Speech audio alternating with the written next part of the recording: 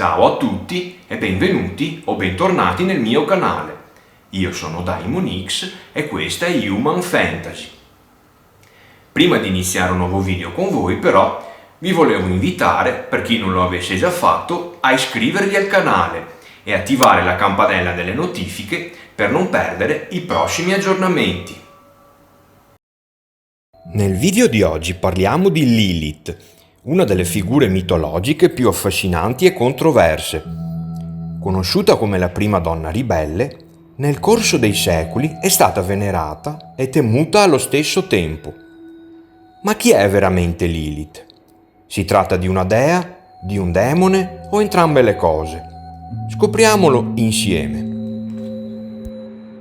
Lilith appare per la prima volta nei testi delle religioni mesopotamiche, come il demone femminile associato al vento e alla tempesta, ritenuto portatore di disgrazia, malattia e morte.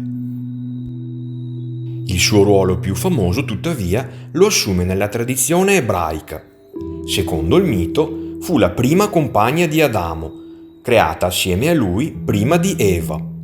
La creazione di Eva, infatti, è raccontata in dettaglio nel secondo capitolo della Genesi, ma già nel primo si afferma che Dio creò l'umanità maschio e femmina, e ciò lascia intendere che ci sia stata un'ulteriore presenza femminile. Lilith viene menzionata per la prima e unica volta solo successivamente, nel libro di Isaia, dove nel capitolo 34, versetto 14, viene riportato ciò che segue. Bestie selvatiche si incontreranno con iene, i satiri si chiameranno l'un l'altro, là si poserà anche Lilith e vi troverà tranquilla dimora. Da tenere conto che il libro di Isaia viene datato intorno al VII secolo a.C., che corrisponde al periodo in cui gli ebrei erano prigionieri a Babilonia e che dunque spiega come avevano fatto ad apprendere questo culto dalla religione mesopotamica. Nell'alfabeto di Ben Sira, opera letteraria anonima scritta attorno al X secolo d.C., viene spiegato che Lilith era in perenne contrasto con Adamo perché rifiutava di obbedirgli. In particolare, durante l'accoppiamento, lei chiese di potersi stendere sopra di lui per dimostrare una sorta di parità e armonia fra i corpi e le anime, in quanto entrambi erano stati creati dal suolo. Adamo rifiutò la proposta, convinto che lei fosse adatta soltanto a rimanere sotto di lui. Ciò causò una rivolta da parte di Lilith, che, infuriata, abbandonò il paradiso terrestre. Si rifugiò poi nel Mar Rosso, dove si accoppiò con Asmodeo e diede al mondo una generazione di demoni chiamati Lilim. Il suo atto di ribellione contro Adamo fu poi considerato anche atto di ribellione contro Dio, il quale la punì, esiliandola nel regno delle ombre di Edom.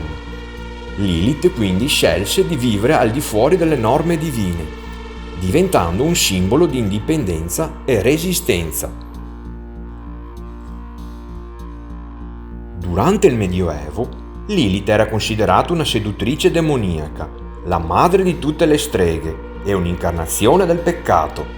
In particolare, nella tradizione popolare era temuta come demone che agiva di notte, capace di portare danno ai bambini di sesso maschile e caratterizzata da degli aspetti che all'epoca erano considerati negativi per una donna, ovvero adulterio, stregoneria e lussuria.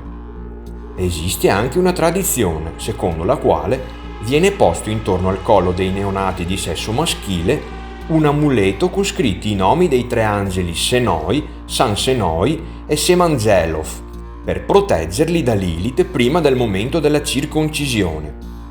Secondo un'altra versione, bisogna tracciare un cerchio magico attorno alla culla, con i nomi degli angeli.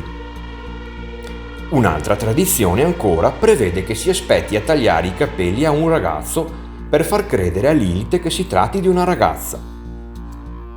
Si pensava inoltre che agisse come spirito succube, l'analogo femminile dello spirito incubo maschile, provocando nei ragazzi adolescenti le eiaculazioni notturne, con cui poi generava dei demoni.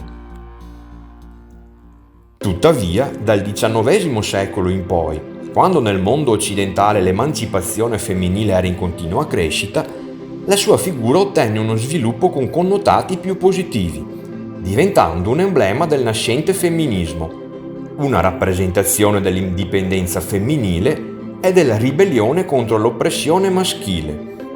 Venne anche poi associata al concetto della Dea Madre, argomento che avevo già accennato in uno degli short precedenti e di cui vi lascio il link in alto a destra se volete saperne di più. In definitiva, Lilith rappresenta molte cose diverse: la ribellione contro un ordine e degli schemi già stabiliti, la potenza della sessualità femminile e la paura del potere delle donne. Per alcuni è una figura utile a rafforzare il potere di scelta di ogni individuo, per altri invece un avvertimento contro la ribellione. Una cosa certa però è che Lilith continua a influenzare la cultura popolare e la mitologia moderna.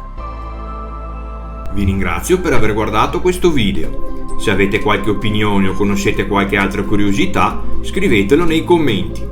Se vi è piaciuto, lasciate un like, iscrivetevi al canale e attivate le notifiche per non perdervi i prossimi aggiornamenti. Grazie ancora per il supporto e alla prossima!